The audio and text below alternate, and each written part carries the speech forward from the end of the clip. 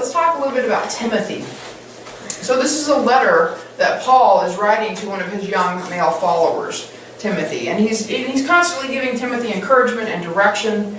All right, and in this list of things that he gives Timothy about those people who are outside, they're not coming in, he uses a word that's really odd.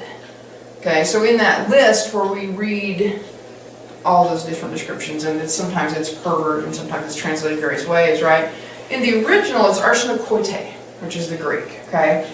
And it's a combination of two words. One is bed, referring to sex of some sort, and the other is male. Now, if you do a literal translation of that, it's a pretty profane word, actually. You can just use your imagination there. Some scholars think that the term has something to do with male sexual expression, maybe exclusive male sexual expression, since no woman is mentioned, they're not sure. Here's the problem. That particular word, we can't find it in other places. In fact, if you read the incidence of that word, even in the wider culture, it's incredibly rare. It may have been used in a Greek writing about the Greek gods, referring to Zeus raping a female, okay? But in general, the understanding is that it may refer in some way to male prostitutes, specifically male temple prostitutes. We're not sure. It's really, really rare. Now, here's the problem. When you have a word like that and we don't know what it means, and all the references you find lots of references in the first 6 centuries. The problem is they all quote Paul. So it's only really one reference, okay? So I don't know if you just made this up. I don't know. But here's the problem. Now, here's this word. When you break it down, it refers to bed and sex, okay? And maybe contextually it has to do with men. We don't know. But let's think of another word. Here's the problem with translating things that way. Let's say that 2,000 years from now, somebody looks back at our records and finds a reference to lady killers. Right? 2 words. Lady and killer that have been put together in lots of places, right? And they're wondering, what on earth are they talking about? Okay? Is it people who kill ladies? Is it ladies who kill? You see the problem with that kind of translation? What does it really mean? A lady killer is like somebody who's like, you know, really handsome and attractive to females, right? It doesn't have anything to do with killing anybody, right? But imagine 2,000 years from now, when we've had some big fire and all the digital copies have gone, right? And they find lady killers, trying to sort out what on earth are these people talking about? We have the same problem with this translation in Timothy. Now here's the thing about translations, right?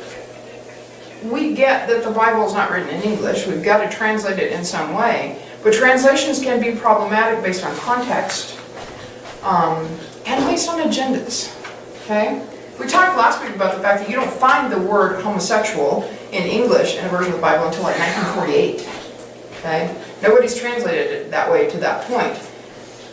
When you look at modern versions, and the NIV was put together by a pretty conservative group of people, right? And they translate into homosexual. You have to take into account the agenda of the translator as well. Okay, and that complicates things. But there is no reason, if you're reading through this list of Paul, for these people who aren't going to go to heaven, right? And you've got idolaters, and you've got fornicators, and you've got adulterers, and you've got murderers, right? They're not all sexual sins, so there's no commonality there, right? And it's trying to make somehow homosexual fit into that is bizarre on 2 levels. First of all, why would you assume that, right? Second, even if in your translation research you decide this has to do with men who are sleeping together, right? The idea that it could refer to homosexuals is impossible. Let me tell you why. Because there was no such thing as a homosexual in Paul's day. Not in the way that we think of it. Sexuality, sexual orientation, just like gender, is socially constructed, right? We decide this is what a homosexual looks like based on what they do, right? But that's a really modern idea. It's very political, actually. I mean, people have talked about being gay and lesbian as a political identity. That's very true in many cases, right? Now, it doesn't mean that there were not same-sex people who were attracted to each other exclusively and had relationships, right? But they didn't have that word. There was no word for that. They didn't see sexuality the same way that we do. They probably had, in some ways, actually a better view of it because they did see this sort of spectrum, which we're kind of going back to in a way, right? So to assume in any way that that would be homosexual is just sort of, somebody's got an agenda going on with that, right? So reading things in context with the best translations that we have, what we think it has to do with is probably two men who are having sex in some pagan way, right? And in some way that makes one unequal to another. And remember we talked about Leviticus? Making another male subservient is not okay. It's just not okay for that culture, because it's a very patriarchal culture. So, to assume, again, that Timothy has anything to do with gay people today, you got to make that up, because it just doesn't contextually fit, okay? There's a similar issue in 1 Corinthians 6:9. Okay, remember that has this list of people, right? The word that's used in that sense is actually a pretty common word. It's malakoi, or Malachi, depending on how you want to pronounce it. It's Greek, literally, to me. All right? And it's used several times in the Bible and in contemporary writings of Paul's. And it can mean things like soft, or it can mean effeminate, or degenerate, or lazy, right? I don't know about you, but I know a lot of gay people, and I wouldn't label them all lazy or degenerate. I know some straight people I would label that way, right? So, to attach that description to somebody as a homosexual or being gay, it speaks to an agenda that has nothing to do with what the scripture actually says, okay? One of the things that it carries a connotation of is to be soft like a woman, okay? Now think about that for a minute, okay? It's somebody who in this connotation might like, you know, delicate, expensive things, or in the patriarchal culture of that time, remember that women are weaker than men, right? So they're more fearful, they're more vulnerable, those kinds of things, more vain. So when men sat around on their chairs and ate too much and liked fine linens and the fancy robes and stuff, they could be described as soft, like a woman. And again, remember the context, remember Leviticus, right? We don't treat men the same way we treat women, because men are created in the image of God. And therefore, to treat a man like a woman, as in like the subservient position in sexuality, is not acceptable. Because we don't treat the image of God like a woman. Because that is a really bad thing, right? In a society where women are not good, and men are, then you don't want to treat the image of God in such a way, okay? So, again, however, to say that that implies that it's a man who sleeps with men, you got to kind of make that up. Because it can mean so many different things. One of the things it can mean, in fact, when you think about people with soft hands, and it sometimes carries that connotation, are those people who take advantage of the poor. Because they're living off of someone else's labor, right? We have some of that connotation in our culture as well, right? There's sort of this image of the guy with the calluses on his hands, and he's a real man, right?